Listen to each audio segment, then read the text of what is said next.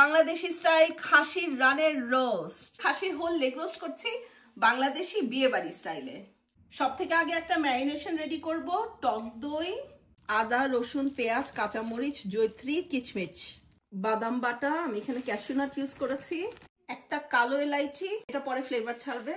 1 চামচ লাল গুঁড়া মরিচ, 2 চামচ জিরা, 2 চামচ ধনে পাউডার, অল্প জয়ফল পাউডার, 1 চামচ গরম মশলা পাউডার, অল্প একটু কালো গোলমরিচ, কিচমিচ বেটে দিয়েছিলাম আর অল্প একটু দিলাম আস্তা, পেঁয়াজ বেরেস্তা 2 মুঠ, তেল, ঘি, আন্দাজ মতো লবণ, চিনি।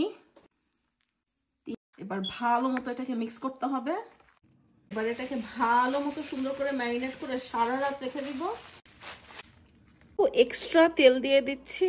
এবার 1.5 আওয়ার্স এর জন্য কভার করে 350 ডিগ্রি ফারেনহাইটে ওভেনে যাবে। খাসির রান উল্টানের পালা, আরো 1.5 ঘন্টা ওখানে থাকবে, তারপর রেডি টু ইট। কি ছোটখাটো একটা বিয়ে বাড়িতে আছি আমরা। খোলা অবস্থায় 10 মিনিট ব্রয়েল করে নিতে পারেন। মাংস তুলতুলে নরম হয়েছে।